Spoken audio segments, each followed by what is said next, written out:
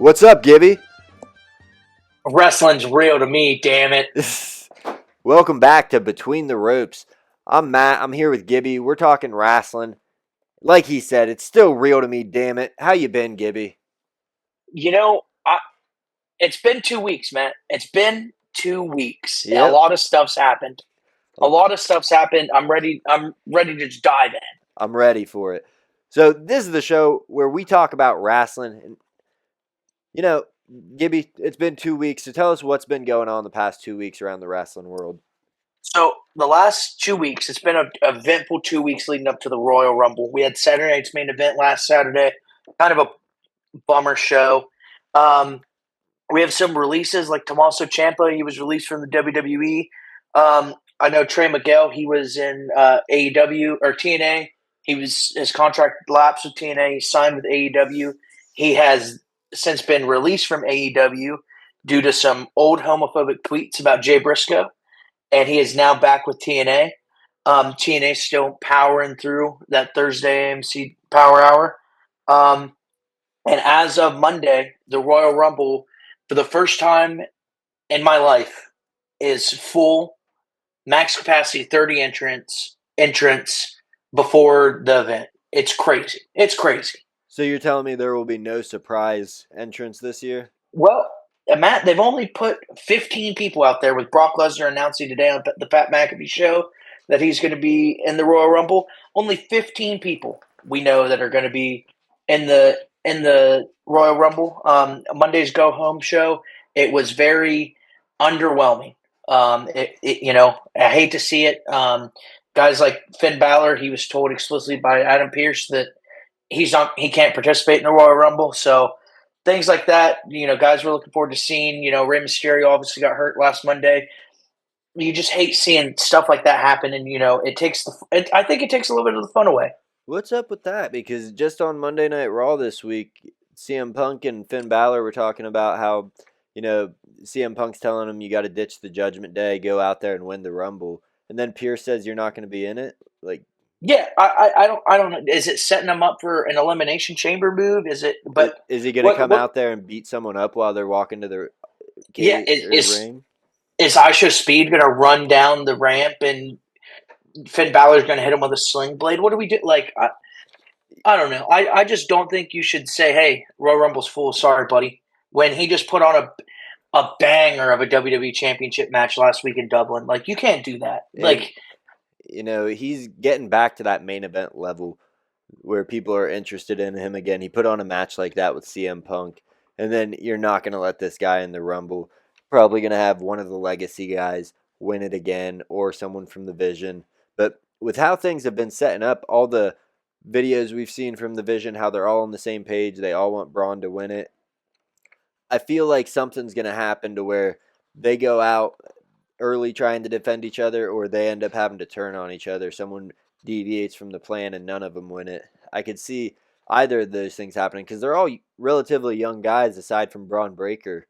They're pretty young guys and they're all pretty green to the game. So I don't know. But yeah, I'm interested to see what happens with that whole ordeal. One of the more interesting things over the past 2 weeks has been this Cody Rhodes and Jacob Fatu business we've been seeing, though. Blood Jacob, a little bit of a dick Cody. What's going on? A banger. They had a banger last Saturday. It wasn't even a match. It was just a brawl. And I like that, you can have two guys just give it their all. And then you got scumbag Drew McIntyre go out there and he's like, it's my turn to interfere. Now he's getting heat from both the guys. Cody just trying to be the hero, and Jacob Fatu's like, no, you didn't need to be my hero. You made things worse for me. I think Jacob Fatu telling that to Cody's face is pushing him over the edge. You know what I mean? It's going to be sending that him thing that says, Cody goes, after all I've done for all of you, all of wrestling, all the fans, I don't get the appreciation I deserve. You don't want my help. And we're going to get corporate Cody. I left the WWE. I went and made a name for myself. I made my own company. I did all this. Wrestling fans and wrestlers that are new to the game should worship me in the ground I walk on, is the Cody Rhodes that we're about to get, and I am here for it. I am too because Cody's been a great face for the company, but he's in this position where he's almost too big to lose. I mean, you can't not have him in the title picture when he's as over as he is without having to do a whole lot anymore. I mean, he's great on the mic, but he doesn't even have to say a lot to get the whole arena going crazy. And, you know, they do go crazy for him, but it's died off a little bit recently. You see just fractures over the years, Kevin Owens getting upset with Jake or with Cody. You see Randy Orton was a little bit like conflicted there for a Coming for minute. you. Yeah. Yeah. Eh, Um, yeah, you can definitely see it, and it's really easy. And he says this a lot on his podcast on the bus. Um, it's really easy to go out there being the good guy, right? But going out there every single week and being someone that someone hates, it takes a lot more. And it not everybody can do it. You know what I mean? yeah. Not every like he's going to be the kind of bad guy that goes out there and gets booed, but or not gets booed, but people are still going to cheer for him if Yeah. that makes sense. Kind of like Seth Rollins was. Yeah. Um, Like how he MJF is. yeah, he's going to be a heel, and he's going to have good matches with good faces, and it doesn't compromise that integrity of good versus evil. But people are still going to cheer for him. He's still going to be the face of the company, even though he's a bad guy. You Yeah. can't market someone that like Drew McIntyre to be the face of the company just because he's all around. He has that negative aura around him. But you get someone like Corporate Cody in there, might change the way that we view wrestling. Who Yeah. knows? Corporate Cody, that'd be a different story because with Drew, he can cut great promos, but a lot of them are one on one with the screen, him talking on a mic. It's not back and forth work. Cody can school some people on the mic. He's Yeah, he's got some quips to him, and it'll be fun to see him come back, get that heat if he does. I mean, who's to say Stardust? Maybe Cody cracks under the pressure of being a WWE ooh, superstar, and Stardust comes back to the picture. that'd be a turn of events, That'd man. be an That'd be a turn event. of That'd be events. that'd be that'd be something. Maybe get Goldust in here too. Hey, maybe I hear he's doing great things in AEW right now. Yeah, Whole lot of nothing. yeah. Well, it's hard to. They got such a big roster, and we'll get to AEW in a little bit. We have some quarrels with them, but they are on a bit of a heater right now. They're doing all right. They've got some big things happening. They're working on more continuity. You can already see in 2026. I mean, Billy Gunn, he's been a mid-carder for years, but he's got an ongoing feud that actually makes sense right now. MJF, he's at the top doing his thing, and it makes sense right now. It's not just a bunch of random crap. I know the mid-card is still what it is, but Yeah. Um, so Andrade recently came back to AEW. We talked about that last time. He is now in a little bit of a tiff with MJF. They had some back and forth on Twitter, formerly or X, formerly known as Twitter, the last couple days. MJF, recently married guy, Andrade said he's going to win the championship from him, the AEW World's Championship, and make his wife. And so MJF can take his wife on a honeymoon. MJF responded with, "Are you sure you're the one that wants to be handing out marriage advice?" oh, Banger. So even the continuity going into the internet world, pretty awesome. Someone responded with, "Hey, how come I'm not seeing you on TV?" And he said, "Because they put me on my own app, HBO Max, all capital letters." So he's doing the right thing and trying to promote it and trying to get continuity out there and trying to get people to watch his story. And AEW has been on a banger as of late. they have. Tony Khan's in a little bit of social media drama right now with people finding his burner accounts, but other than that, they're looking all right. He doesn't need burner accounts. The AEW diehards are what they are, and they're gonna die hard for the AEW to tell you that 5-star Yeah, matches. I mean, the guys that like it the most only like that, and yeah. he didn't. It's understandable. It's It's like the guys that were hardcore ECW fans. It's a yeah. different type of wrestling. Yep, exactly. And you have to be there for it, but the people that are there for it are there for it. Yeah, I've watched a lot, not a lot. I'll redact that statement. I've watched more than I have the last 2 weeks in the last couple of years.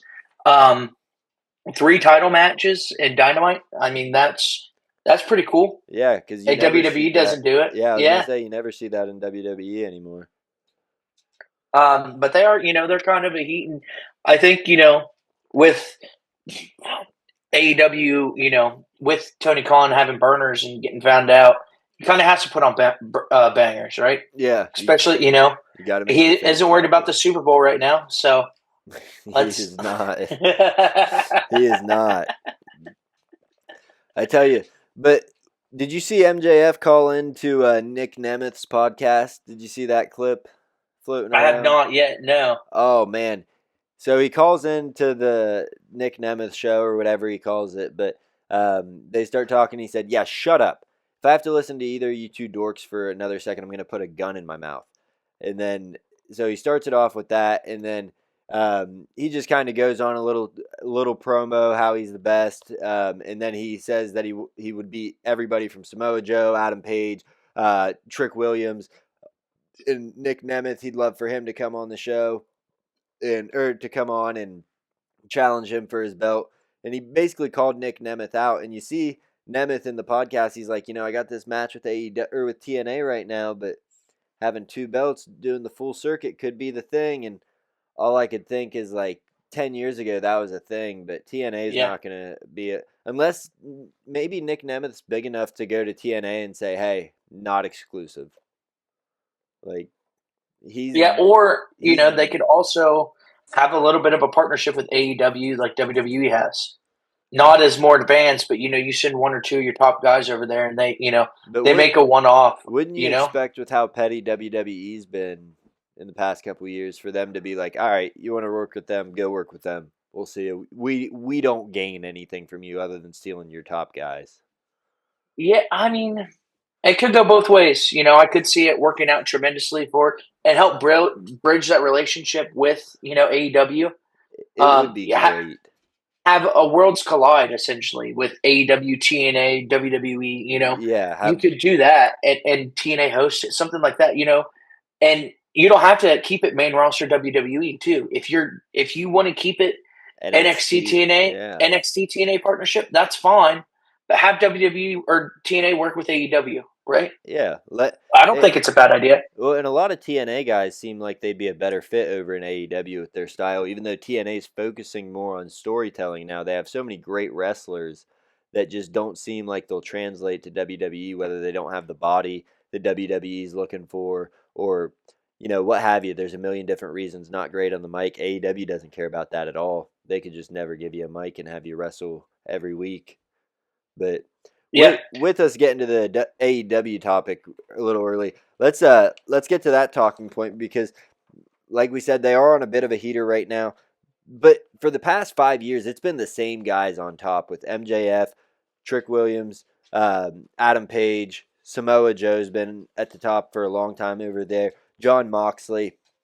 And do you think that they need to invest more in keeping these guys on top and keep building these guys, or should they start elevating some of their homegrown talent? Because these guys were all big at one point somewhere else. They all, except for MJF and Trick Williams, but they don't have. You haven't seen anybody new coming up, and the guys that are getting over or coming up, the Ricky Starks, they go to NXT.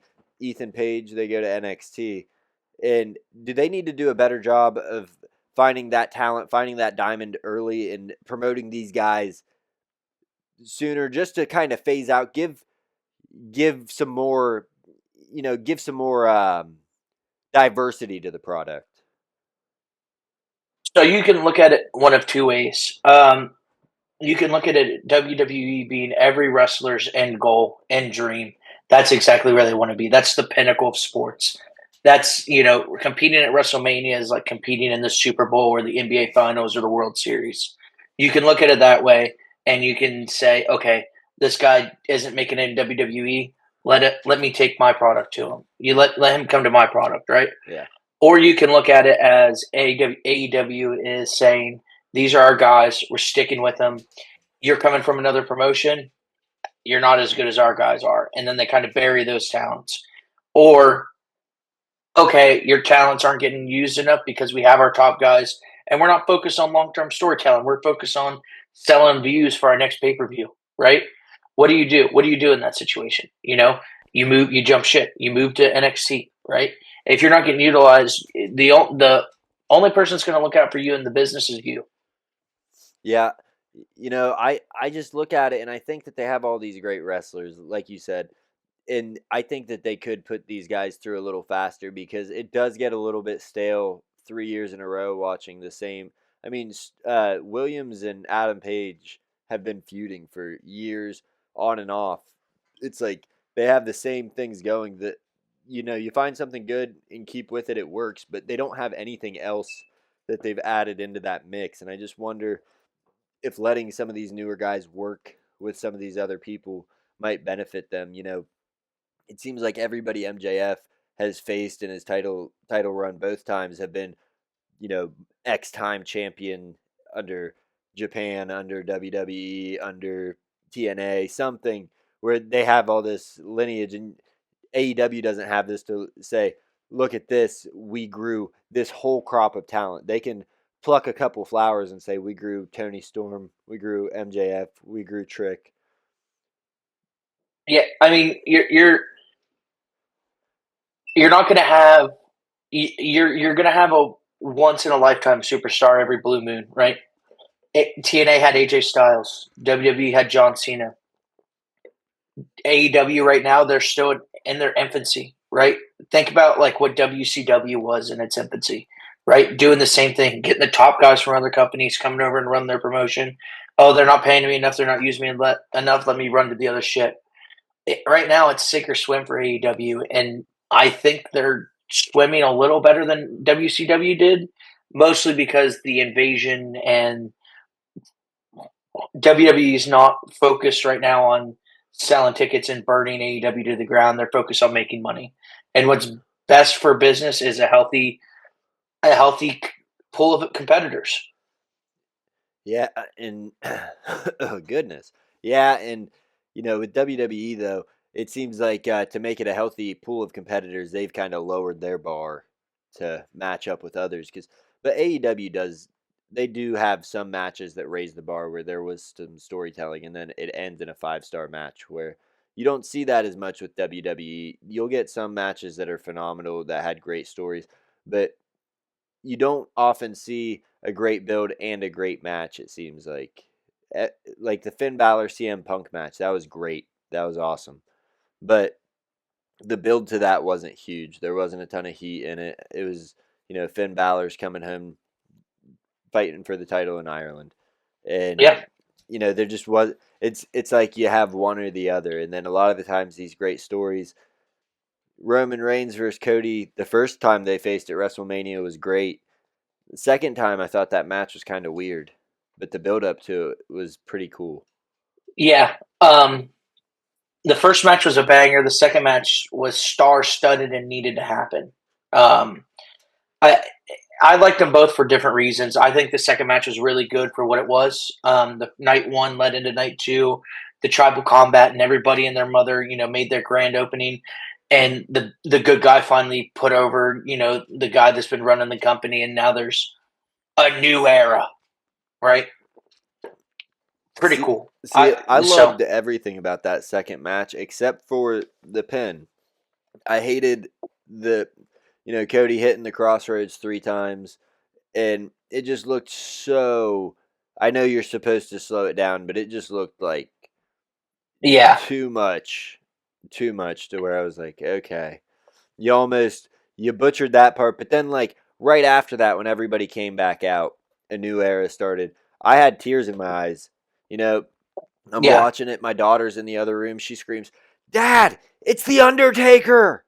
yeah. You Like, hear and you hear the gong at a it, WrestleMania. You're like, oh damn, yeah, and it's not. He's going back to biker badass, American badass Undertaker, and that's cool. But it's still the gong, right? yeah, It's still cool. You see John Cena running down that ramp. Him and The Rock, they're looking, look left, look right, and then just beat the hell out of each other. It was awesome. I love that match.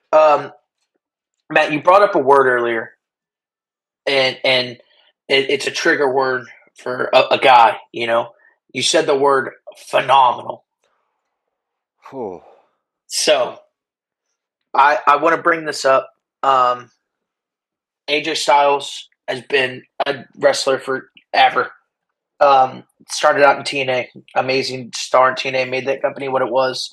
They didn't really, they weren't in a place financially to give him what he wanted or deserved. He went to Japan, continued his name for Japan. 2016, he made his in-ring debut for the WWE. Him and John Cena had a banger match at SummerSlam. He's been to hell and back. He's been one of the dark days in the late 2010s. That 2020 year, he's had a couple WWE championships. Last year, he announced his retirement from WWE. Last Friday night, last Monday night, he had a match with somebody. Friday night, him and Shinsuke had a conversation. Saturday night's main event, they had a match, and it was an absolute banger. Monday, him and CM Punk, not for the first time in their careers, in their 20 plus careers, they locked eyes with each other and they duked it out for a WWE championship. Which, if 15 years ago, you said CM Punk versus AJ AJ Styles. AJ Styles versus CM Punk for the WWE World Heavyweight Championship on Monday Night Raw on Netflix, to anybody that was a fan of UFC or WWE when CM Punk was getting his molly walked, you would get the biggest like, all right, what kind of drugs are you doing? Let me take those. You know what you would hear from that? You would hear someone say, I have to order a DVD in the mail to watch Yeah, CM Punk and AJ Styles. Give me just a exactly. second. But you were going somewhere with, AJ Styles he has a potential retirement match this weekend at the Royal Rumble with Gunther. And, you know, if it wasn't the guy he's facing, everything in the world tells you he's going to win. He wants to wrestle at WrestleMania. He wants to wrestle this year out. He doesn't want to have to go out now. But the cards are on the table, and if he loses this match, he's going to have to retire. How's this going to go down? Because they're two completely different styles. Gunther has been retiring dudes. I mean, they say he retired Goldberg. I don't know what that is. Well, because he was going to have a retirement tour in AEW. I read that recently on a dirt sheet. Goldberg was. Yeah, no, it would have been ass, Yeah, but they you would know, they would have let him do, um, but let him do Goldberg matches. But yeah, it's weird. Him and Billy Gunn, like two for giants. 30 seconds, it's a jackhammer and it's done. Yeah. Um, no, so you look at a guy like AJ Styles and how for every company that he's been for, for the brand, for the brand, for the brand, for the brand, and yeah, he's not John Cena. He's not getting this grandiose retirement tour, but he's going out doing what's right. I think he's going to have this match against Gunther, and this is we're bringing it back to this on the WWE Unreal and kayfabe and a work and a shoot and what's what. Shinsuke Nakamura posted on Instagram that the Royal Rumble was going to be AJ Styles' last match, um, and he was going to retire. I, in my heart, don't believe that. I don't want it to be true. I hope he beats Gunther. He goes on to win 17 WWE championships in 3 months. Goes to Bound for Glory and he retires in a six-sided ring for the X Division Championship. That's what I want. But it is very likely that him and Gunther are going to have a banger on Saturday, and the best man is going to walk out of there either defeated or retired. So I tell you, I think with the role Gunther's on right now, I think he's gonna put AJ away. I think he's gonna put the nail in the coffin. It's very reminiscent to what Randy Orton did during his Yeah. Legend Killer run. Aside from the head kicks, he's going out there, and we knew Ric Flair was going to retire no matter what. Pretty much, he'd retired like 6 times in the previous year. I mean, Woo! he was wrestling, retiring, and then back 6 months later. It was a hell of a run by Ric Flair at the time. But then he goes against Shawn Michaels and retires him. He was it Mick Foley he retired, which was basically Dust, Dusty Dusty Rhodes, Rhodes, John Cena's RVD, dad, RVD for RVD. some Yeah. reason. Um, But Uh, I can I say something though? yeah, go ahead. I think that Gunther was the wrong man for this. Yeah, For this run. I just he is so stoic. He doesn't need to be taking out these old dudes. It's like a victory lap for him almost, which is cool, but it's kind of a lazy thing to do. You think about some of the more sinister people you have in the WWE that can make this hurt a lot more for the fans. yeah. I mean, you think about sinister people or people that had hurt for the fan. Dominic Mysterio comes to mind. As much as he's over with the crowd right now, seeing him retire your favorite superstar be heartbreaking. Well, and it would make Um, sense because you look at how they did Randy Orton, the young guy.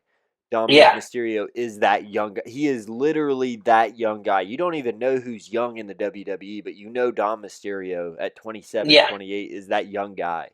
And Logan Paul is the perfect. The reason I think they're doing this with Gunther is the top's super heavy. The middle is decently heavy in the men's division. You got some heavy hitters, and you got people to move the title around. You have a world champion like Gunther, who's also your longest intercontinental champion, who was undefeated for 666 days, yeah, right? devil. Like the longest reigning intercontinental champion. He's beaten records. You put him in this position where he's not up there with CM Punk, you know, talent wise he is, but He just experience wise and being there, he just doesn't putting on fit. for the crowd, he doesn't fit there. So what do? You have all these older wrestlers that are coming to an end and love the business, right? This guy, he's already done it, John Cena. Why don't we make him everybody hate him, right? And then once he gets to that pinnacle moment where he's at the top, he's your bona fide heel. He's your bona fide bad guy for the rest of his career. I just he is, but he falls so flat. The He ring does not need to be in the and someone that if your nickname is the Ring General, you don't need to retire. You're a good wrestler. You're a technical wrestler. You're an amazing wrestler. You don't need to be retiring your your favorite wrestler growing up. You know what I he mean? doesn't need that heat. The heat he has is that he's so dominant in the ring that that's the problem. Yeah, Like when your favorite wrestler is wrestling him and they're 50 years old and they're going up against Gunther, you're like, oh, they'll probably lose. But yeah. then when you say it's the retirement match, you're like, against Gunther, like he has to retire. Like I don't want it to be. I want him to. I want AJ Styles to retire against anybody else. Rey Yeah, Mysterio. Anybody else, but against, especially coming off the wakes of John Cena retired 45 days ago. yeah. 45 days ago, we just watched him. Put one of our favorite wrestlers out of his jorts. Right? What like? Come on. Like 45 every 45 days we're gonna have one of these matches. And with Orton, it made sense because we had these old dudes that were sticking around, and they weren't just John Cena old; they were old, old. Yeah, and Like and and that's the Roddy Piper was the other one. yeah. That's the difference between now and then, right? The age gap between the levels of talent isn't a significant age gap anymore. Yeah, because you see these guys that are making it there now have been on the indies for 10 years and then they go to NXT for 5 or 10 years and they're 35 or 40 by the time that they're getting their shot. Yep. And that's just the look the WWE is going with right now. I think they kind of looked at it and when they were signing all these D1 wrestlers, it wasn't really paying out the way they thought it might have. Where Yeah. because they didn't have that grizzled look that you're looking for. When you're 35, 40 years old, you have that no matter like everybody's got it at that point. But back in the day, like you said, and people looked a lot older at a younger age, aside Yeah. from us. Yeah. We look like we're old dirt bags and we're not not quite that. But people looked a lot older back in the day and it worked better. Now Logan Paul fits the image. He fits what you're looking for. It's the guys that come in, they got the shaved head, half of them are wearing the headband. They've got either no beard or like a very tight shaven beard Yeah. and they're going to be wearing a singlet and it's like we've seen this a million times, man. Like Yeah, not everybody can pull off a Steiner look besides a Steiner. Yeah, like You know, Braun Breaker is um, the exception, and I mean, it's a thing with the genetics. The Steiners are freaks. yeah, I'm a genetic freak. That math video, Kurt man. Kurt Angle knows he can't beat me. Samoa So Joe Joe knows he knows he can't. can't beat You me. take my 50% of going 1-on-one with Kurt Angle, and you take it You add and Kurt you divide Angle's 33 equals and one 33 third. and a third chance. And I got 66 and 2/6 chance But of since Samoa Joe ain't got no chance, I get another 50%. That gives me 127 and two thirds chance to win this match. Dude, a what a banger video. promo. What a banger. That goes up there with the Hawk and Animal. It seems to me that it seems to be You know, another great promo. that Scott Steiner video or promo was in you know 97 won the fan from back when you look at Yeah, that was in the intro to Common Man and T-Bone hell every yeah. day. Every single day I'd hear that and Oh I'd be yeah. like, God, I love Scott Steiner. Wrestling's real to me. Still real to me, damn it. I need Um, I need to add that to the intro. so yeah, so I think I hate to say this, I think AJ Styles is going to get retired this weekend. Um, do I like it? No. Is it going to happen? The mark in me wants to say no. The realist in me, it's going to be a tough year in wrestling with some of our greats getting to an age where they can't compete anymore. Rey Mysterio is 50, He's getting hurt right? every other match. Um, and I don't know if that's an age thing or a safety thing. I don't that Is he only that's 50? he killed a man. He killed a man. So we talked about that last episode, right? Yeah. And then literally he's 51 actually. I thought he was Um, almost 60, so that's so he we talked about that last episode. Uncoincidentally, my wife texted me the next day and she said, "Did you know Rey Mysterio once killed a man?" I said, "That's really funny. Actually, we just talked about that." did Um, you say thanks for listening to the podcast, bitch? I should have, and I should have sent her all the links. Uh, um, but no, I think it's just there, right? The writing's on the wall. I hate to say it, the writing's on the wall. Um, it's not fair. I want to see AJ Styles win another WWE Championship. I want to see him go to TNA, but he's one of those guys that for He's going to do 25 years. what's best for Yeah, business. yeah, and he's he did it in AEW or TNA when he was a part of every faction that good guys could be. He teamed up with Sting, he teamed up with Kurt Angle, he teamed up with everybody.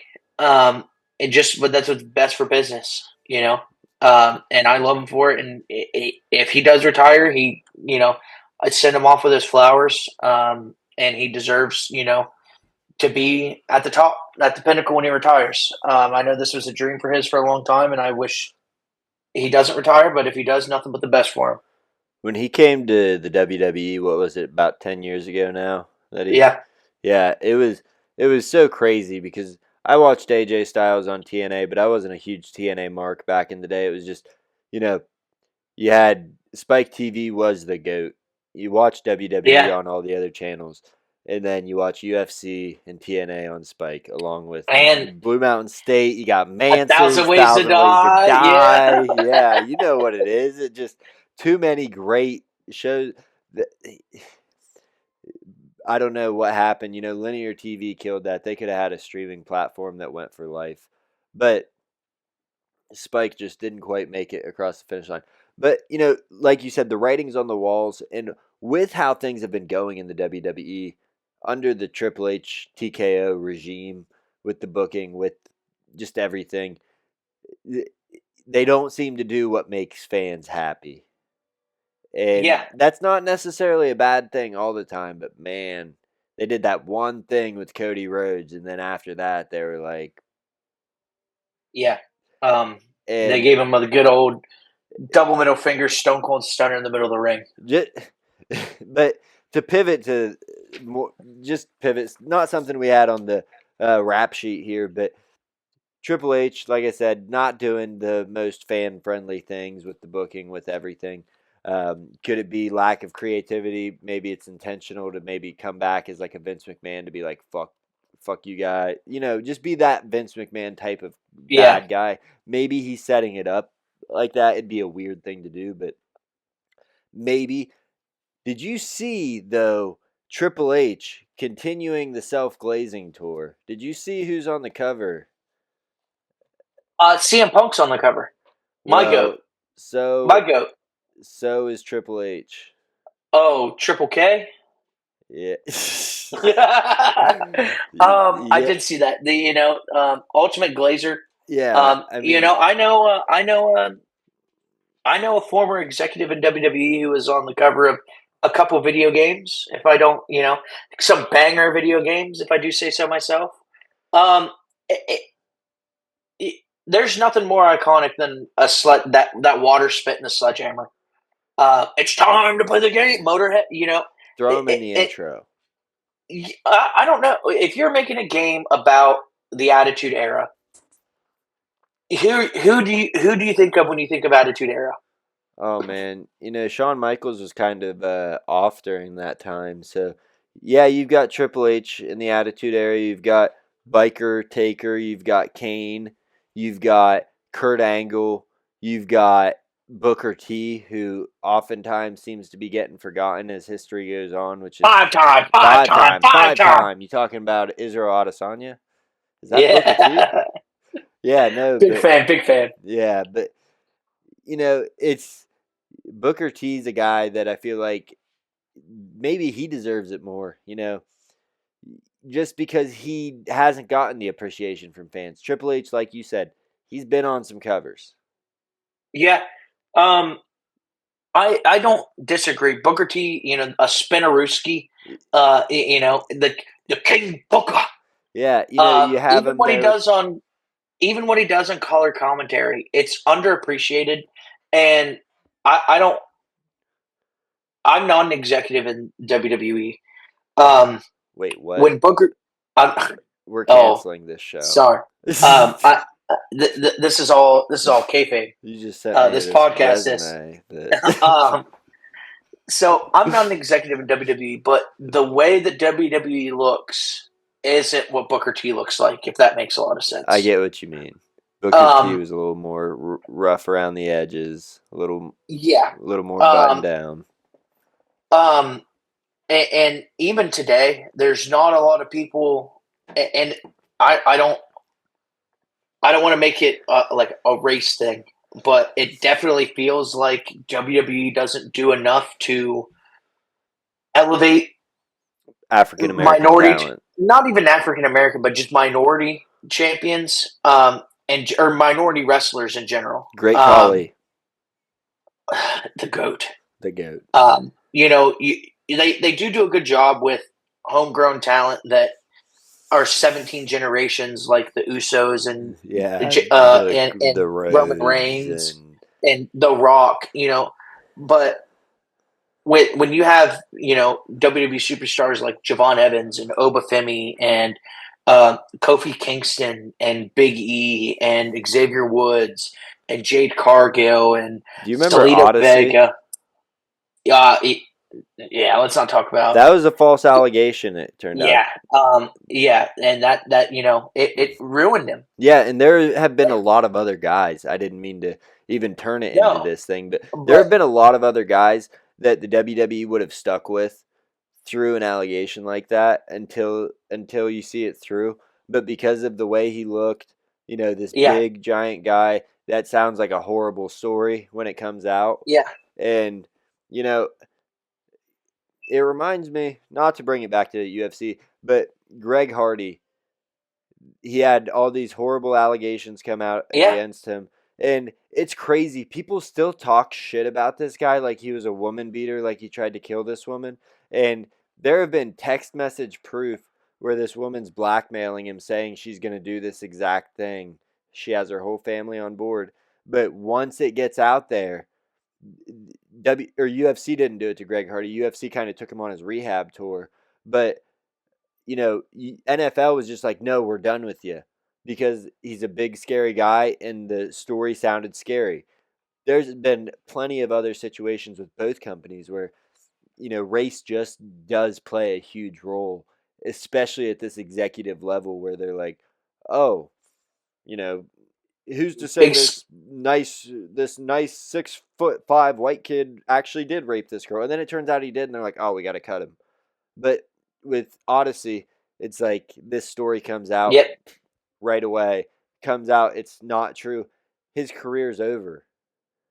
yeah, and I don't know if it's scary black man make it go away, or if it's ignorance at like More of us a growing. presumed guilt. Yeah, us growing up in the time that we grew up in. Um, it's a everybody's equal. Everybody deserves a fair shot. Where a lot of people running things nowadays in these companies, they aren't.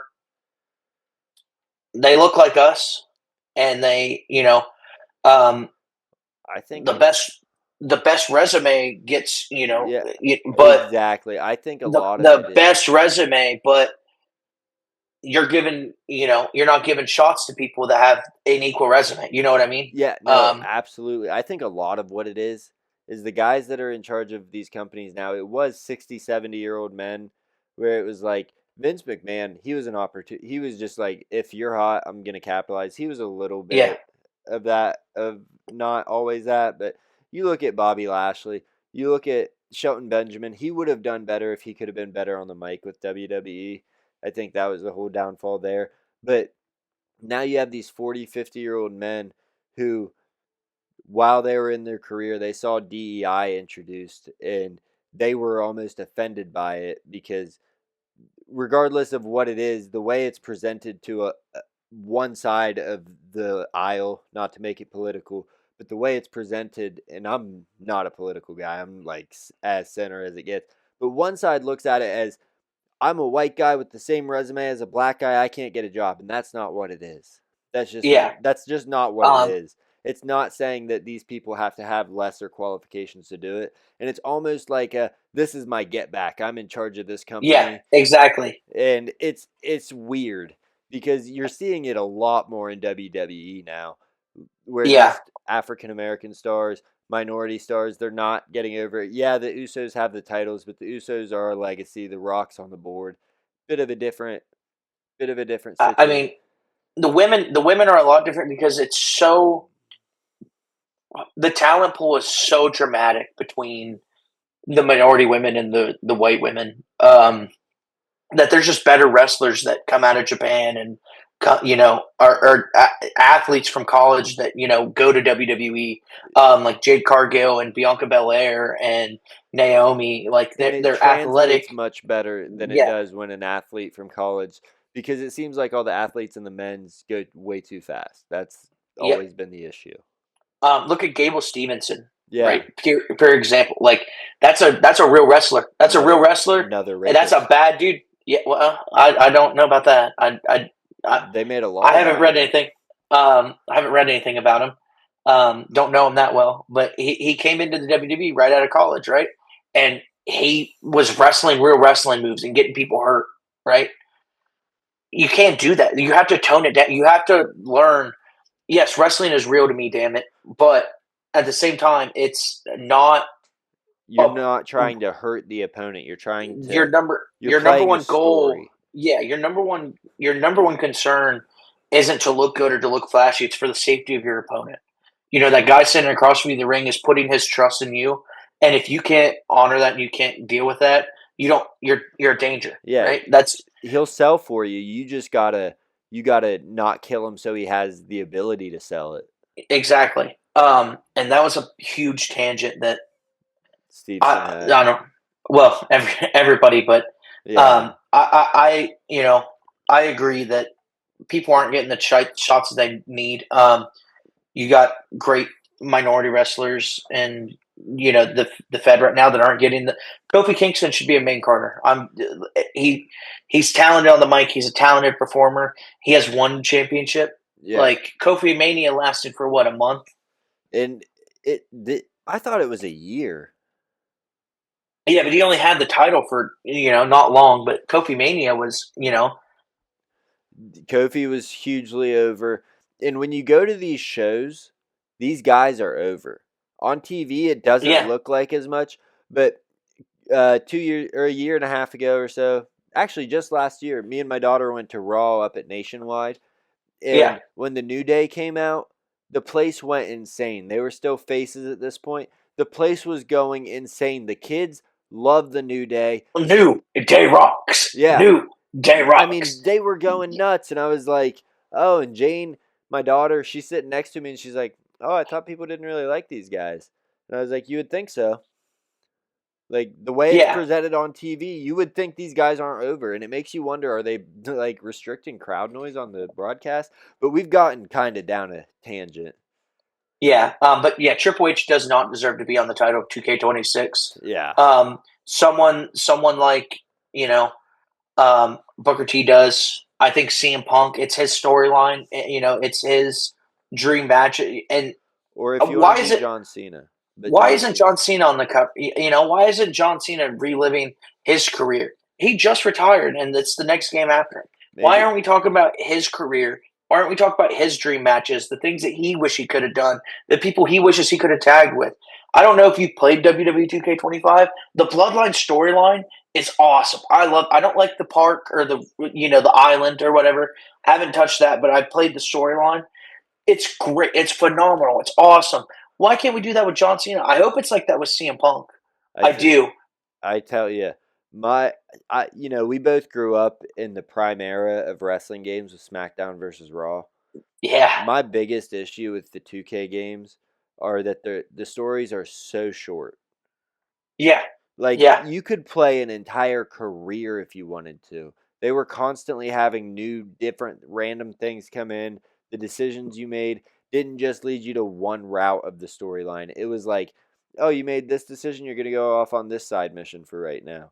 That's Which my rise in 2K26 fixed a lot of that from 2K25 or 2K24. My rise changed a lot, yeah. but it's not a to get to this decision, you have to do this decision, this decision. You can't get to this decision from a decision later, if that makes sense. Yeah, and And it's too, and the unlockables is my biggest thing. You have to do everything to unlock everything. Like, hey, I paid $128 for this video game, and I don't have everything unlocked. That's the only reason I'm playing it. yeah, I think actually the last one I bought might have been 24, and that was the one where I was like, this is absurd. Like I went through the Yeah, storyline and I was like, maybe I messed up. I'm gonna do it again on the other end. It's the same it's same exact exact thing. story.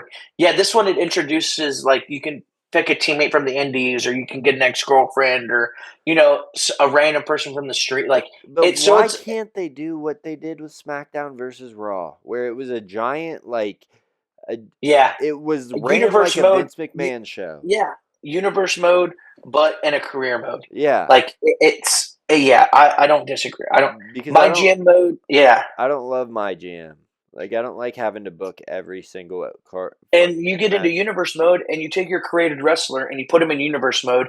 You can't cut promos. You have to pick who you want to feud with. You have to pick which titles you want to go for. It doesn't. Random events don't happen like that, and it's ridiculous. Yeah, like on man. I, So big huge tangent there. yeah, That we've been going on this tangent for a minute. Let's get to our next point because we said we're going to stay on topic today, damn it. yeah, And we're yeah. doing that. So, we'll bounce back to the WWE with our points. Sami Zayn, number one contender? Number one contender. He has a match this Saturday for the WWE Championship in Saudi Arabia. Um, I'm buying this. I don't know. I'm buying it. I think I don't know. Super Sammy. He wins WWE Championship. Kevin Owens comes back, wins the Royal Rumble. They might go at it. That'd be gas. You giving a bold Um, prediction right now? no, no, no, no, no, no. No, I have my bold prediction coming on later. Yeah. Um, Well, that it's I could see it, especially in a. I don't know. When you sell your soul to Saudi Arabia, like TKO WWE did, you kind of have to put out big things, right? You're going to have a surprise entrance at the Royal Rumble. You're going to have title changes. I think this is one that WWE can easily go forward with, and then make a WrestleMania storyline about it, and have a fatal 4-way with Drew McIntyre, Cody Rhodes, and Jacob Fatu at WrestleMania if it needs to be. Um, I don't think it's that outlandish to have um, a Middle Eastern man win in the Middle East Yeah. just to please the crowd. I, I could see it happening. I don't see it not happening. But I'm flip flopped either way. Yeah, it's weird. I don't know. I would love to see Sami Zayn get it done. I would love to see him with the belt around him, kind of with the pessimistic view that I've been having with the WWE lately. I feel like they're going to make it almost a squash match where Drew just, because historically, I feel like we haven't gotten the best title matches at the Rumble because it's like, all right, let's get on with the show. Let's On the get, Rumble, yeah, yeah, and same thing with like Money in the Bank. You're not going to have banger title matches because everyone's focused on the main events. So you're going to have quick squabble 5-minute matches. So those hour and a half matches really feel like they have your whole time. yeah, Like, and make it worth it watching yeah, to where you're not like, oh, I need a breather after that match. Not because it sucked, just because that was intense sitting down for 45 minutes to watch that match.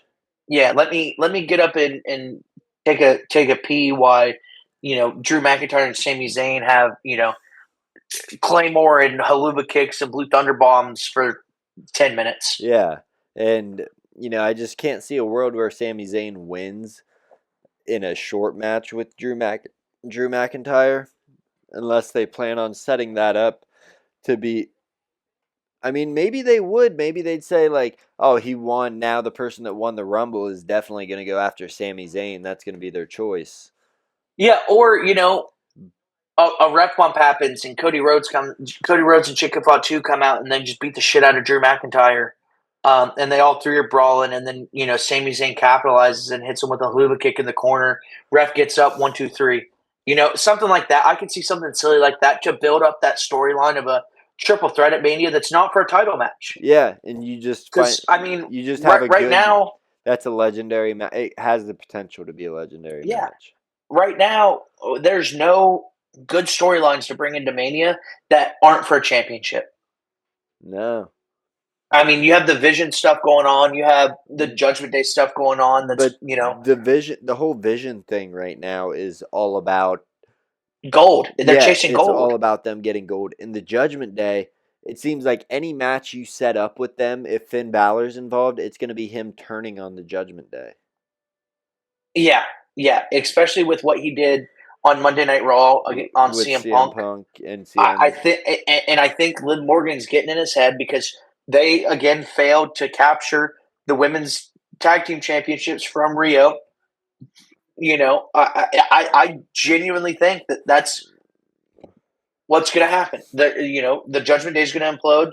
Well, and you see Raquel Rodriguez just going nuts backstage on Monday Yeah, night. I mean, and Stephanie McCurr, like I could see the Dominic Mysterio and Finn Balor, the last two in the Royal Rumble, and Finn Balor, for some reason Finn shaking his Balor gets in, hand. yeah, shaking his hand and then throwing him over or JD McDonough comes in and head butts him and kicks him out, something like that, some shenanigans happening. Well, I think that we won't see. I don't think we'd see JD like come in and beat up Dom because the whole point of it, I think, would be if Finn's gonna leave, Finn's gonna go on his own because the WWE just does not seem to want to let go of the Judgment Day. But man, Dom Yeah, and Liv would thrive so much more just doing their own thing, being a and Edge and nemesis. Lita, and Edge and Lita, Yeah, like you looked at the Dom and Liv and John Cena thing that went on, and that was something amazing. that like took no time at all to build. And exactly, it was amazing. That was amazing, and Yeah, those two can work so well. And I don't like to say it because Roxanne Perez, she's a great wrestler. Raquel Rodriguez is a wrestler.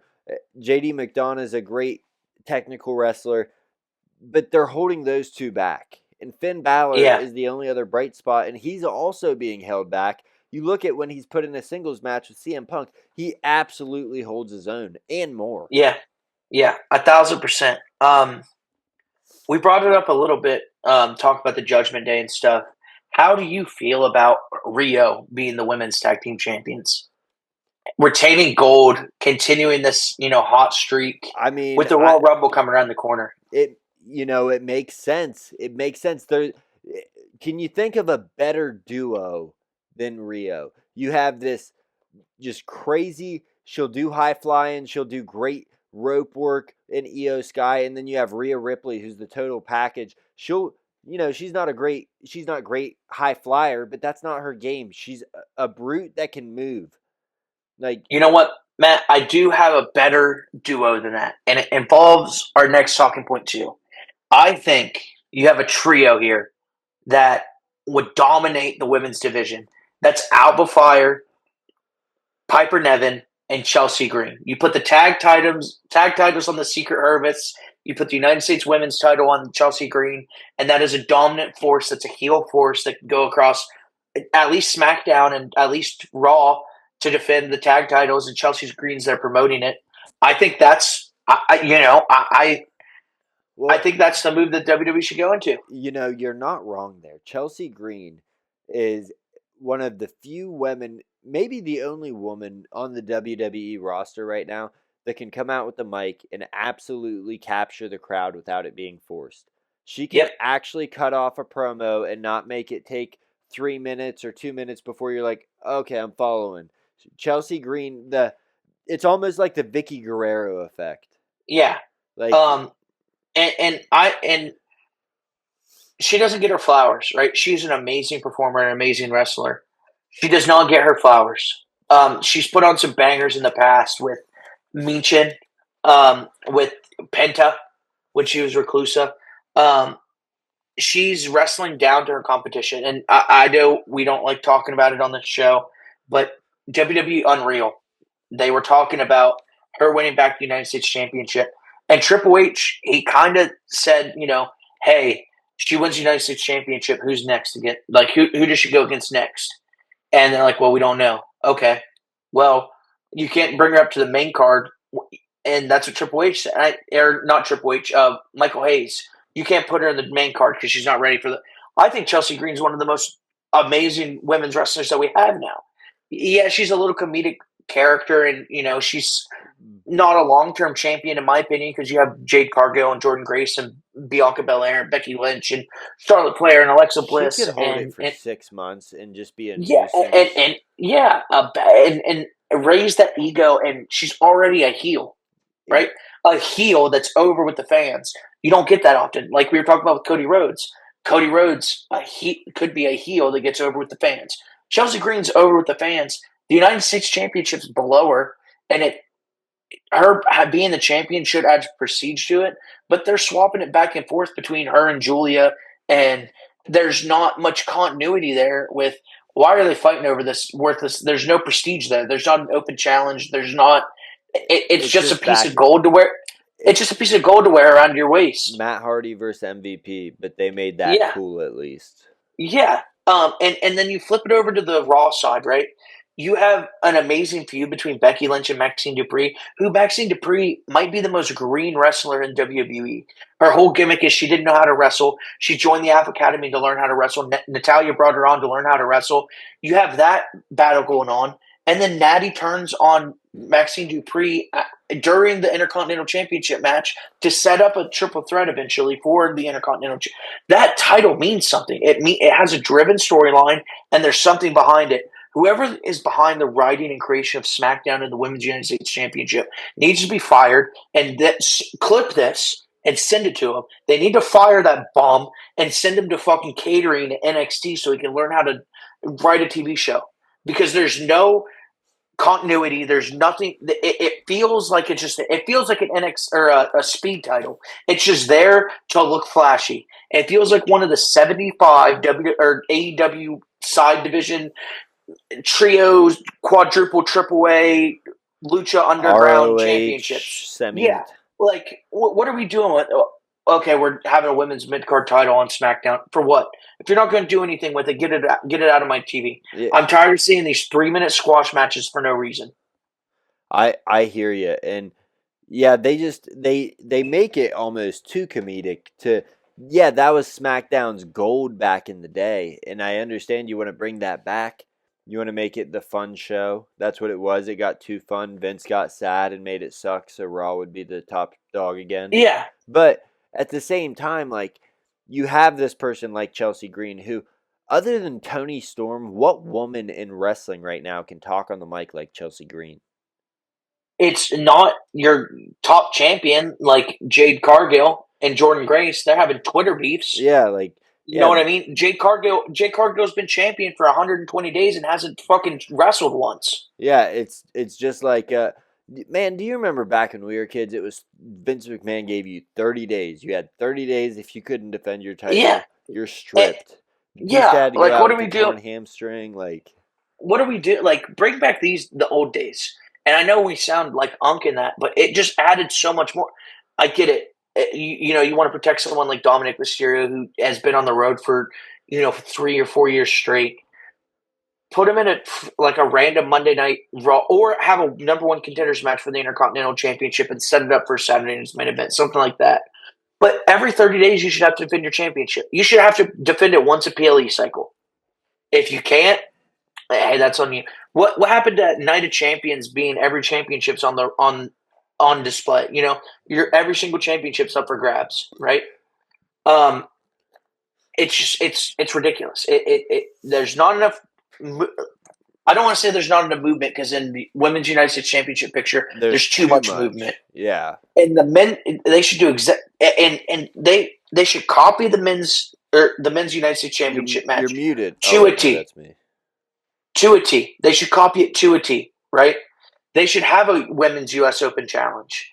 If you want to have 5 minute squash matches with Selena Vega and Julia for the women's United States, make it a fun thing that you can do. Hey, whoever wants it, come get some. You know what I mean? The And then eventually you have a banger of a match, and for some reason they have to become tag team partners for the women's tag team champion, something like that. Run the Matt Hardy MVP thing. I was gonna say that's Run it. very Matt Hardy Run MVP esque. run it. You're not losing anything. The wheel's not broken.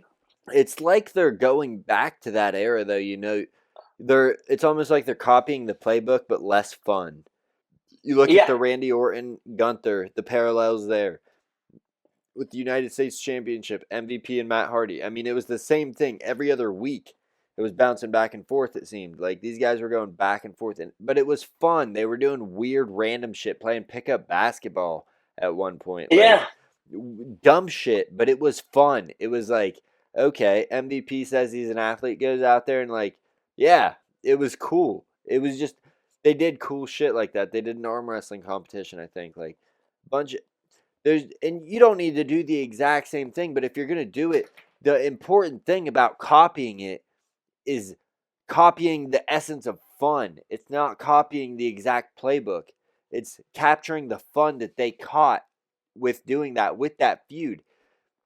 Maybe you have these two like almost like an MJF Adam Cole angle, but have them be like tag team partners. One wins the belt, one's the number one contender, and every other week they're like half buddy, half hate each other, and they're like, oh, the camera's following them. They're going out to eat, and they're like, oh, and then they get in a quarrel, stuff like that. Just yeah. random stuff. And I'm not trying to like break down the fourth wall, say this is how they should script it, but I have the same issue with UFC on my other show. It's make it fun. And they did that with Paramount, by the way. I don't know if you watched that card. It was Buddy came out and he was talking like Macho Man Randy Savage. oh, Josh A Hogan. highlight, yeah, Josh Hogan. Oh my God, Banger, you would hate him. He's banger. racist. Oh well, I, yeah, that's not okay. Racism's not okay. He ended that speech with "N-word, please." Brittany Griner's a Oh, man. I did see that part. Yeah, Yeah, yeah. Well, he did do a funny Macho Man Randy Savage he impression. did. He did, and had a great fight. Won by middle finger. Yeah, he did that. That was funny. One last thing before I ask you some bold predictions for the Royal Rumble, Matt. Yeah. I just want to bring up TNA, their first month on linear TV. It's dropped. I was reading earlier. It dropped like 30% or something like that from its first week. But their last recorded show, 171,000 viewers concurrent. Yeah, I just did an article about this that it's on MMA Fighting right now. I need to get it on some other sites, but I did an article about how up and coming or established brands that have fallen off and are looking to come back, like like TNA, like Yeah, PFL over in MMA, they need to forget about the linear model. Linear TV is dying. I worked at a cable company for 5 years. Linear TV is dying. When people realize they can get everything they want and cut the cord, when they realize how easy it is to, and I'm not trying to like be, oh, I'm so tech savvy, I do this, how truly easy it is to illegally stream every football game, basketball game, everything you could ever dream. It's super easy. And then for all the shows you like, you get a streaming service. This is what happens. TNA would have been much better suited to go with a streaming platform, I think, to where people can easily go back and watch it, to where, I I lied those numbers a little bit. Um, the channel averaged 214,000 viewers in the prime time. okay. Um, so it was 286 at peak and 171 at its lowest. Yeah, still, I mean, those are good numbers for them. And especially when you look at AEW's numbers, where they're about 500 to 750, depending on the week. Um, that's Yeah. that's good, I guess. But again, couldn't you reach a larger audience on a streaming platform? I mean, What streaming platform do you go to? well, when you're TNA, you can go to an HBO Max that already has some wrestling established. You know, you But are they on non compete? You know what I mean? Are they on like what kind of I doubt there's a what kind? non-compete clause with them because TKO being in the space, it almost eliminates the ability to do a non-compete because they've got their fingers everywhere. I don't think that these broadcast partners are doing that. Netflix is too big for them to get a deal with. You know, Hulu would put them on ESPN Plus or ESPN Unlimited, which would bury them. But I think an HBO Max, uh, even don't take the biggest money, but go for the eyeballs because you need to grow back as TNA. Go with a Tubi. Go with a Roku TV where everybody has access to your product. They can watch back the episodes. The biggest thing with streaming is being able to watch back the Watch back episode the episodes. Yeah, because people that don't have cable have no way to watch TNA unless they download and pay for the AMC Plus subscription.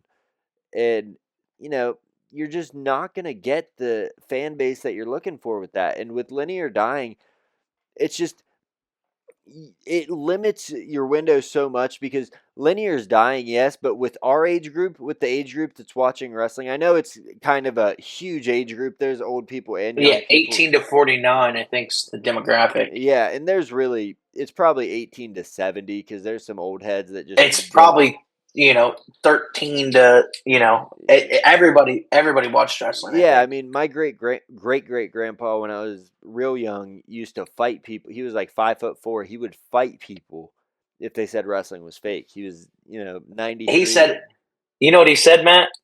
It's Wrestling's real to me. Damn it." it's still real to me, damn it, dude. I need to find that audio and get it in the intro as part of the. But yeah, it's just linear is not the way, especially if it's telling you 18 to 49. 49 is hip with the internet shit now. Yeah, It's not 49 from 10 years ago. It's yeah. Well, they're because those people are in charge of it now. yeah, and they just don't they don't get it that They nobody's just put on there. themselves on the cover of WWE And 2K26, and that's fine. you know how inconvenient it is to have linear TV.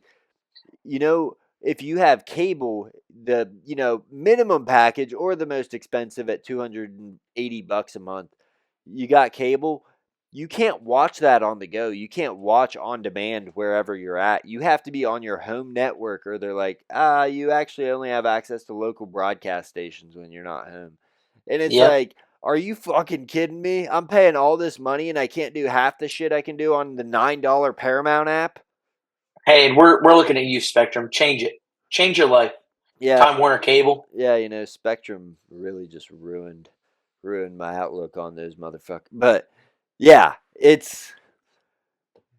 it's just I don't think it's a good move. I questioned it at the beginning. I liked that they were getting a TV deal, but then when I heard it's on Yeah, AMC, I'm like, why would you go to a fringe channel? go to Spike TV. Well, it's not real, but go to Paramount. Who cares that they have a deal with UFC? Get on Paramount for fucking pennies on the dollar. But at least you're getting that the eyeballs. Yeah, get on Apple TV. Get on Apple, Apple TV. yeah, anything where they have a large Prime. Get somewhere where there's a large Yeah, subscription base that is just going to be like, oh shit, I started watching TNA because it was on Prime every Thursday, and why the hell not? But going to an AMC where it's just so fringe, and AMC fans are not going to be interested in TNA. correct. I don't disagree. Like They're into The Walking Dead. they're into Breaking Bad, The Walking Dead. They're like, this isn't real as they watch Yeah, these as they absolutely yeah as they watch Rick Grimes not die for the 500th time. yeah. Like it's So yeah, I don't disagree. It's a bad move, but it is what it is. I mean, we can't. We're not. That's why we're not in charge of companies because it'd make too much sense. yeah, and if you make too much sense, there's no public outcry, and then you don't get the heat. Exactly. Matt, something I want to ask you: who do you think is going to win the Royal Rumble in 3 days from now? We're recording this on the 28th of January, 2026. Hey, I can tell you it's going to be uploaded on the 28th this time. Heck yeah.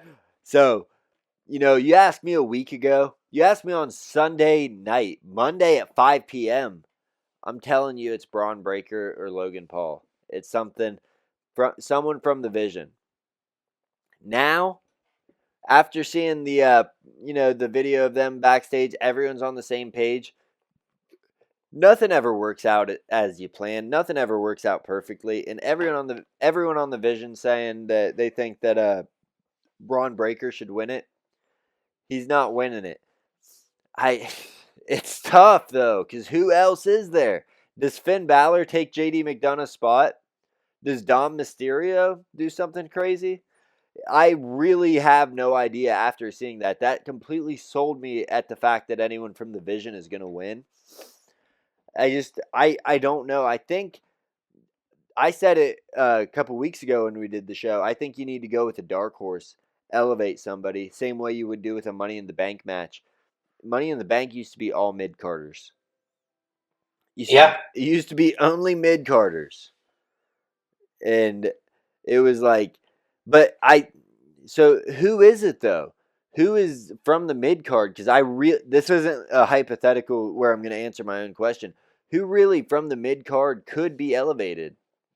L.A. Knight. Yeah. Yeah. But do they do it? They seem to hate him. I don't know.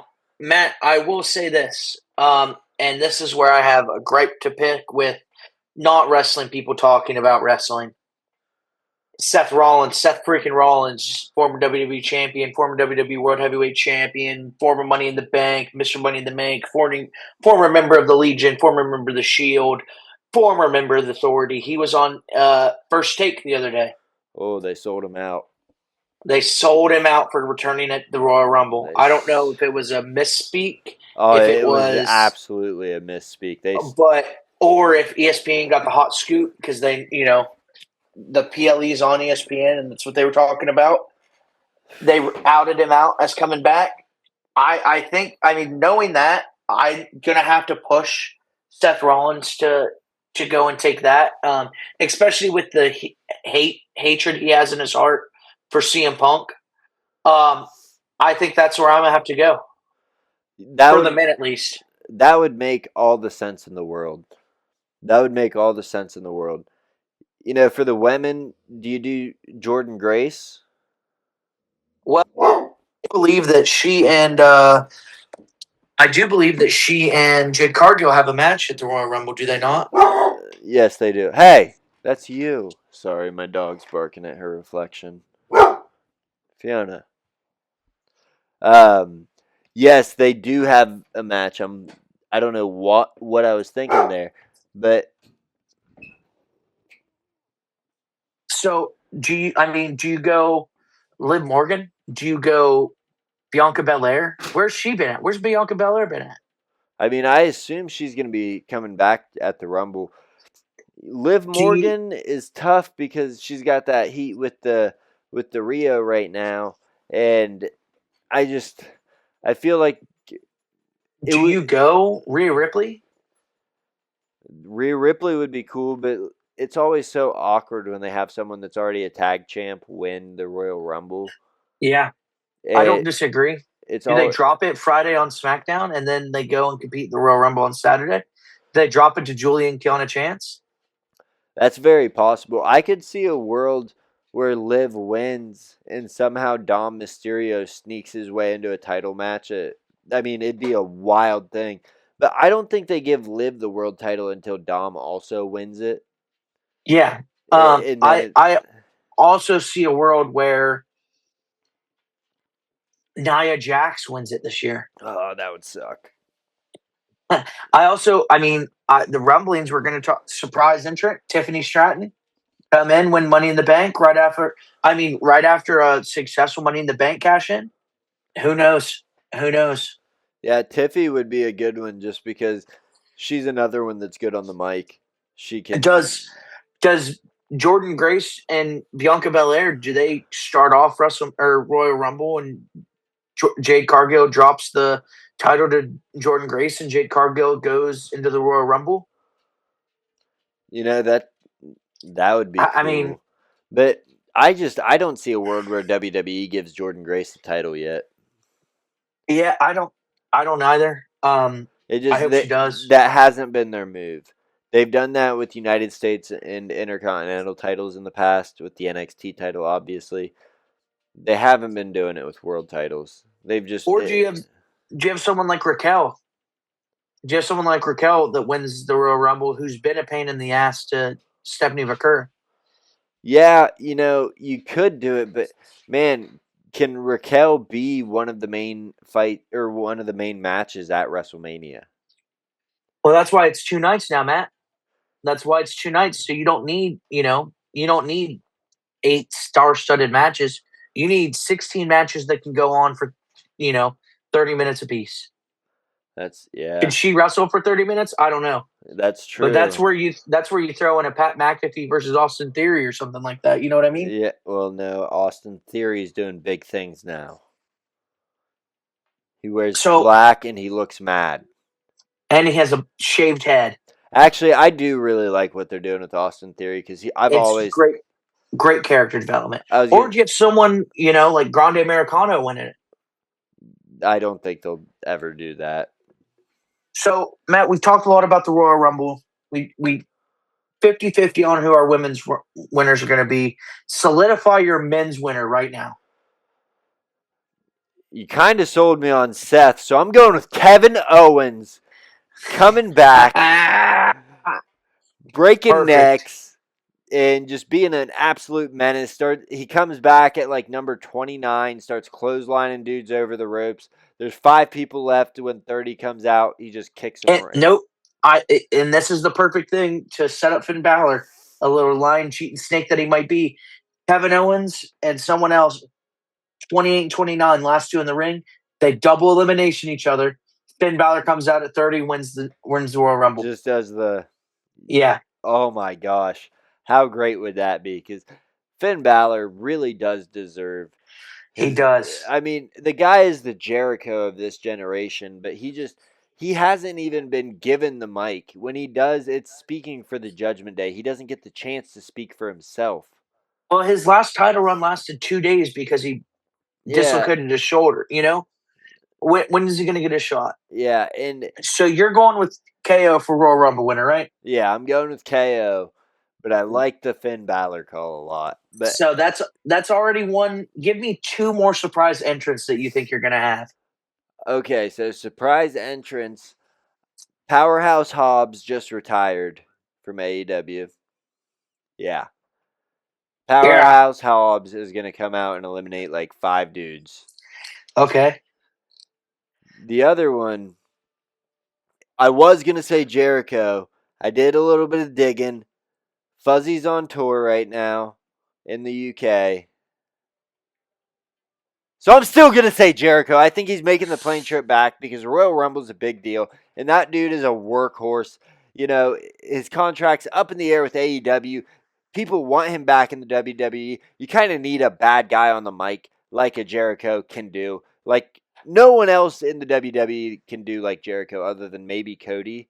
But Jericho is a great transition to warm people up to that kind of cocky ass douchebag heel that Jericho is, that Cody is going to be. Yeah, And I think that, I saw one of the, I forget who it was. It wasn't Meltzer, but it was one of the main wrestling media guys. When someone said, I think Jericho's coming back, they said, Fuzzy's on tour. It's not going to be him. They're in the UK. And I was like, okay, let me look this up. They are on tour in the UK. it's closer than the United States is. It's closer than the United States is. And Jericho is Jericho. Like, Yeah, he it's almost like people like him set this stuff up yep, to be so unexpected. Like, yeah. I have Jericho. I had Kevin Owens come back. picked him You as you my kind of winner. you, So you kind of yeah, took that one from me, and I'm gonna go. It's gonna be this is might be a niche. this one. I'm Yeah, the boogeyman. no, Mr. Iguana from AAA. You don't want Repo Man? No, no, I'm good on. He gave me nightmares as a child, and I think I might still have them as an adult. I might pee the bed tonight just thinking about him. So those are my three surprise entrants. I want to see some walls get broke down. I want to see that cute little puppet, you know, that Mr. Iguana has, and Kevin Owens. I think if it's not Kevin Owens, Big E would be a nice surprise. I can't. The Big E is legitimately out for good. It seems Yeah, but it'd always be a good surprise. it would be a good surprise. So we talked about our surprise entrance. We talked about who we think's gonna win. We talked about all the other stuff. Wrapping up the show, I got one more thing I want to talk to you about after we speak on this. But titles changing hands. You kind of alluded to a world where Sami Zayn could get the title. But what other titles do you see changing hands? We just had the United States tournament, the Open Challenge. What Yeah, we got new contenders everywhere. What do you see happening here? not diddly squat, Matt. Um, I think the WWE Championship is the only title that's going to change hands because I think they're saving it for the next PLE, the Elimination Chamber. I think they're going to do an actual like tried and true Elimination Chamber for a championship instead of a WrestleMania main event. that would be fantastic. I think they're setting up the storyline for a women's main event night one for WrestleMania. Night two is a um men's title match for either the world or the WWE championship match. It really depends who wins the Royal Rumble and what direction they want to. If it's, if it's someone on Raw, then I think that's going to be your main event at WrestleMania. If it's someone on SmackDown, I I think the Elimination Chamber is going to be a World Heavyweight Championship match. But the writings on the wall for the WWE Championship to change hands again, and that be a 6-man fight for Elimination Chamber with Jacob Fatu, Cody Rhodes, uh, Sami Zayn, Drew McIntyre. You can throw someone like Matt Cardona in there, and you can throw someone like Kevin Owens. Kevin Owens in there. He rightfully won that championship from Cody Rhodes, and then Cody Rhodes took him out. I think get the writings on the wall for that. That's just my 2 cents. Yeah, like I said, don't think any titles are changing hands. I think that they're gonna stick with the status quo. I could see a world where Sammy gets squashed because we talked about it.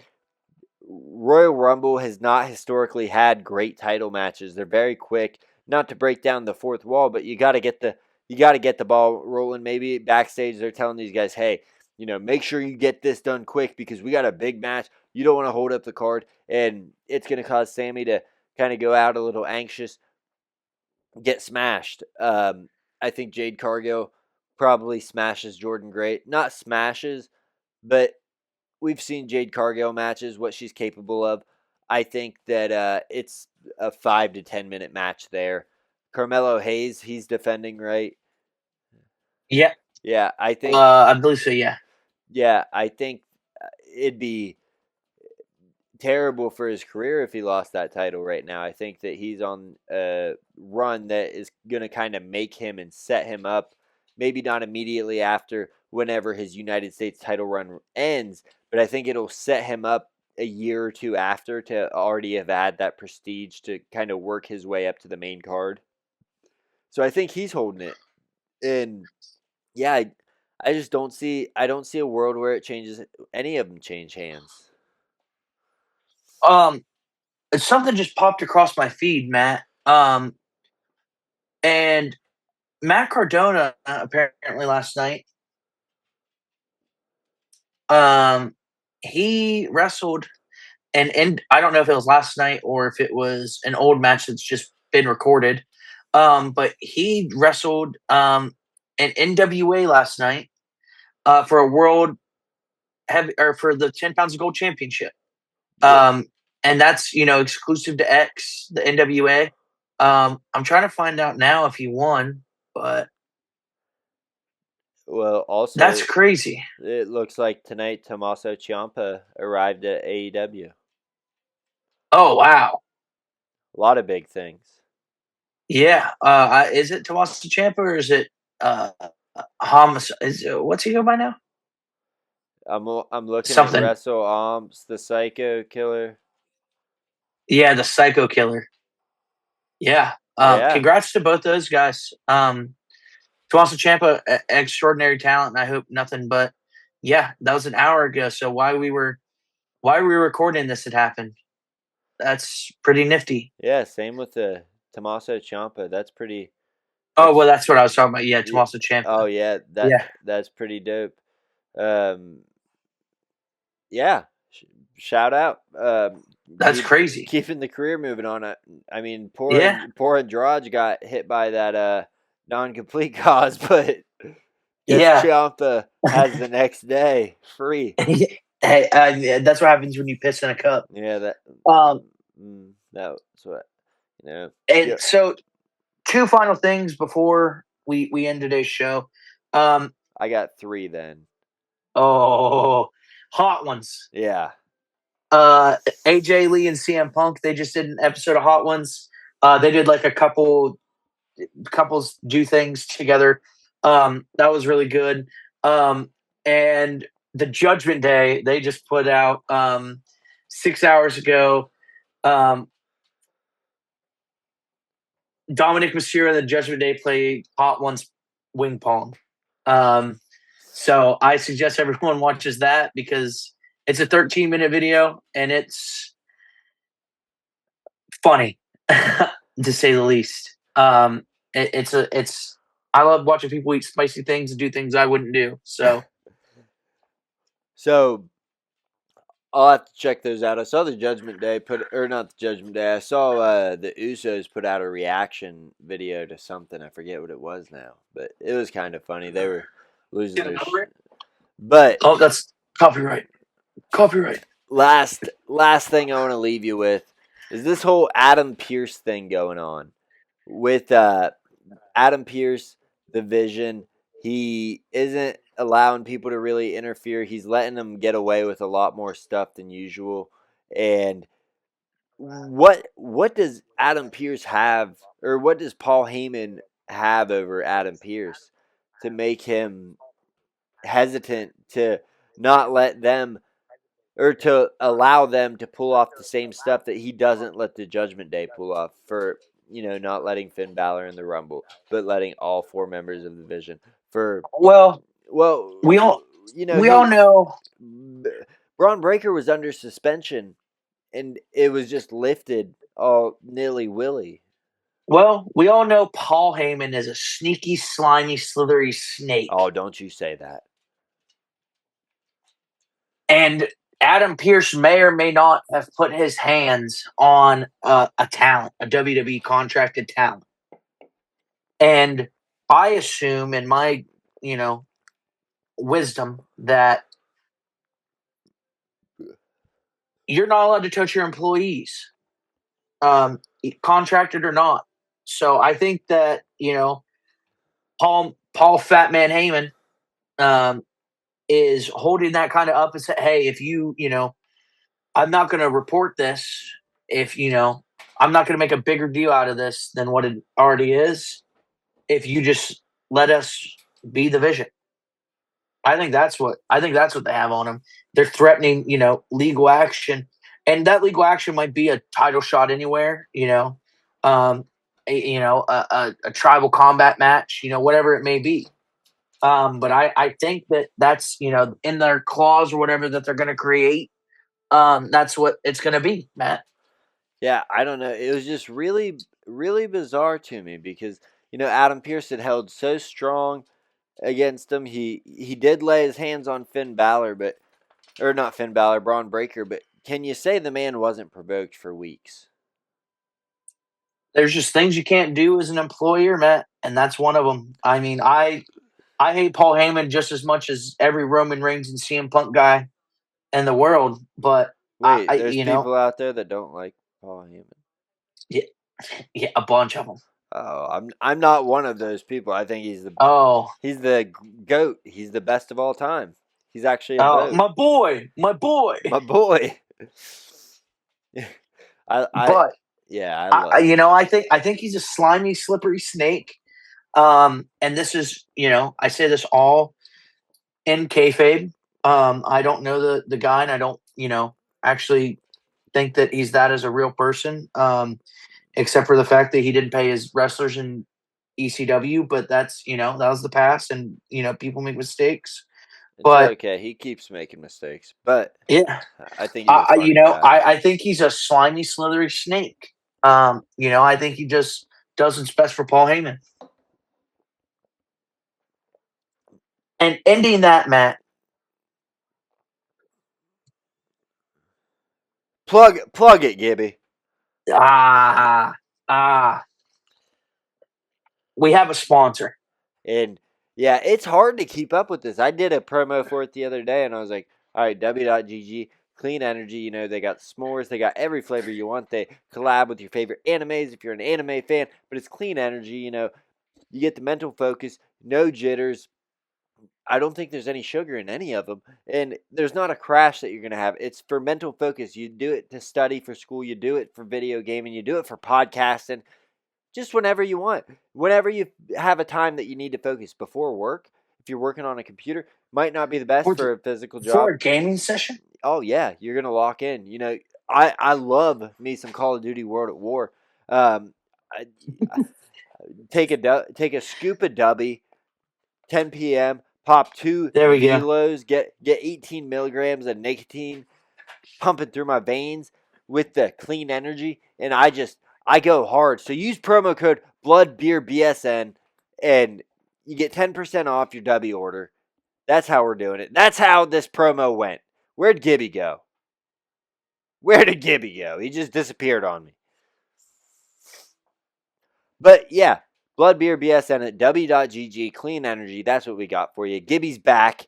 And guess who's back? Guess who's back? Gibby, I just cut the whole promo telling you how I did it the other day. I did it way better than I did it the other day. Hey, that's what I'm talking about.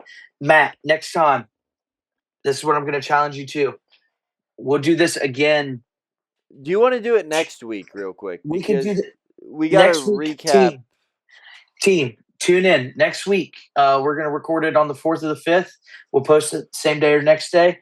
If you're listening or watching, hey, I wear a different wrestling shirt every week just so you guys know I'm not dirty.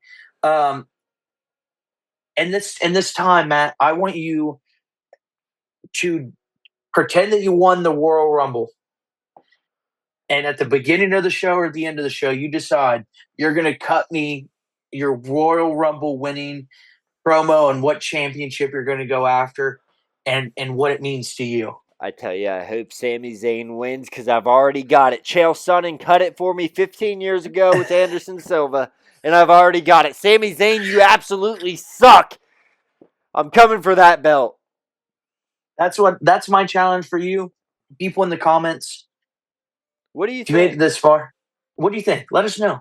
Let us know. I'll give you my phone number if you want to talk shit. Yeah, I'll smack you one. yeah. So I'll beat your ass so bad they're gonna put me on the cover of 2K26. you gotta have $1 billion and get fucked by Saudi. But that's all we got for you between the ropes. Blood and Beer Production, Blood Sports Network.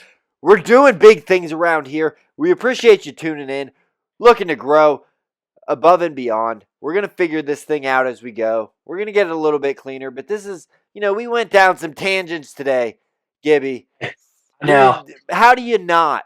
How do you not? There's so much to talk about. there's three things that we're gonna be doing: above, beyond, and especially between the ropes, Matt. We're going between nonstop. I mean, it's a Rey Mysterio finisher every conversation.